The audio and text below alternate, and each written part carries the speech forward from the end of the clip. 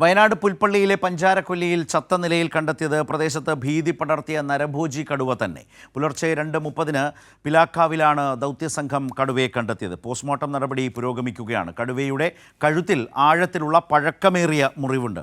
ഇപ്പോൾ പിലാക്കാവിൽ നിന്ന് P V Joshila ചേരുകയാണ്. ജോഷില, ഈ സംഭവം അവിടെ രാധ എന്ന ആദിവാസി സ്ത്രീയുടെ മരണത്തിനു ശേഷം രാത്രിയും പകലും വനംവകുപ്പ് ഉദ്യോഗസ്ഥരുടെ നേതൃത്വത്തിൽ വലിയ പട്രോളിംഗ് നടക്കുകയായിരുന്നു. അങ്ങനെ ഇന്നലെ രാത്രിയും തുടർന്ന പട്രോളിങ്ങിലാണോ ഈ കടുവയെ ചത്ത നിലയിൽ കണ്ടെത്തിയത്? ശരത്, ഇന്നലെ 12 മണിയോടുകൂടി ദൗത്യസേന ഈ ഒരു 12 മണിയോടുകൂടി ദൗത്യസേന ഈ ഒരു സ്പോട്ട് പിലാക്കാവിൽ കടുവയുടെ സ്പോട്ട് കണ്ടെത്തിയിരുന്നു.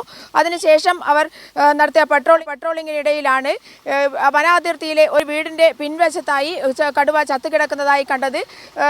ഈ കടുവ തന്നെയാണ് എന്നുള്ള കാര്യം വെറ്റിനറി സർജൻ അരുൺ സക്കറിയുടെ നേതൃത്വത്തിലുള്ള വിദഗ്ധ സംഘം എത്തി പരിശോധനയ്ക്ക് ശേഷം വ്യക്തമാക്കിയിട്ടുണ്ട്, സ്ഥിരീകരിച്ചിട്ടുണ്ട് ഈ വിവരം.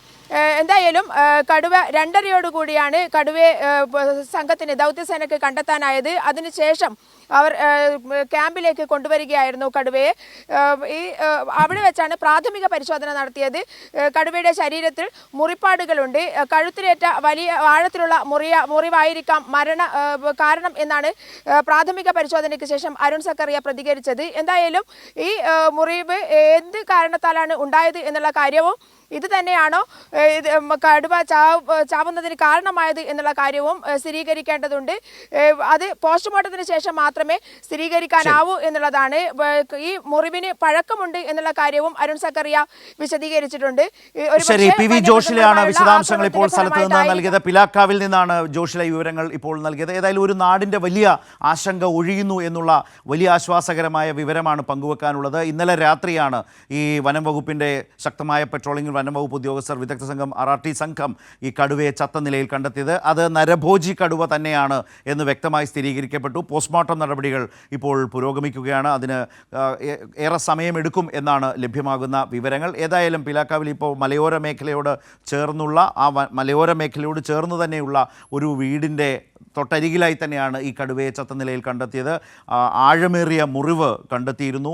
ആഴമേറിയ പഴക്കമുള്ള മുറിവ് ഈ കടുവയിൽ ഉണ്ടായിരുന്നു എന്നത് വിദഗ്ധർ വ്യക്തമാക്കുന്നുണ്ട്. വെറ്റിനറി വിദഗ്ധർ അരുൺ സക്കറിയ അടക്കമുള്ളവർ പറയുന്നുണ്ട്. ഡോക്ടർ അരുൺ സക്കറിയ അടക്കമുള്ളവർ പറയുന്നുണ്ട്. അതുതന്നെ ഒരു പ്രധാനപ്പെട്ട മരണകാരണമാവാം എന്നുള്ളത് തന്നെയാണ്. ആ നിലയിലാണ് ദിവസങ്ങൾക്ക് മുമ്പ് അവിടെ പഞ്ചാരക്കൊല്ലിയിൽ രാധ എന്ന ആദിവാസി സ്ത്രീയുടെ മരണത്തിനിടയാക്കും വിധമുള്ള ഈ നരഭോജി കടുവയുടെ വരവുണ്ടായത്. ഉച്ചയ്ക്ക് 11:15 വീടിനോട് ചേർന്നുള്ള പറമ്പിൽ നിന്നും കാപ്പി പറിക്കുന്നതിനിടെയാണ് ആദിവാസി സ്ത്രീയായിട്ടുള്ള രാധ മരിക്കുന്നതിനിടയാക്കിയത്. മാംസം ഭക്ഷിച്ച നിലയിലാണ് പിന്നീട് കാട്ടിനുള്ളിൽ നിന്ന് മൃതദേഹം കണ്ടെത്തിയത്. തുടർന്ന് ആ പ്രദേശത്ത് അതിശക്തമായ നടപടികളിലേക്ക് വനംവകുപ്പ് നീങ്ങുകയായിരുന്നു. രാവും പകലും ഒരുപോലെ തന്നെ ഈ തെരച്ചിൽ തുടരുകയായിരുന്നു, പട്രോളിംഗ് തുടരുകയായിരുന്നു. അതിനൊടുവിലാണ് ഇന്നലെ രാത്രി ഈ പറഞ്ഞതുപോലെ 12 മണിയോട് അടുപ്പിച്ച് വനംവകുപ്പ് ഉദ്യോഗസ്ഥർ വിദഗ്ധ സംഘം RRT സംഘം ഇങ്ങനെ നടത്തിയ പരിശോധനയിൽ കാട്ടിലും മറ്റുമായി നടത്തിയ തെരച്ചിലിലാണ്, ആ തെരച്ചിൽ വ്യാപകമായി നടത്തിയ തെരച്ചിലിലാണ് കടുവയെ കണ്ടെത്തിയത്. കടുവയെ വെടിവെച്ച് കൊല്ലാനുള്ള നിർദ്ദേശം നൽകിയിരുന്നു. അതിൻ്റെ അടിസ്ഥാനത്തിൽ നടപടികൾ മുന്നോട്ട് പോകുമ്പോഴാണ് കടുവയെ ചത്ത നിലയിൽ കണ്ടെത്തിയത്. പിലാക്കാവിലാണ് കണ്ടെത്തിയത്. അവിടെ നിന്നാണ് പി വി ജോഷില വിശദാംശങ്ങൾ നൽകിയത്.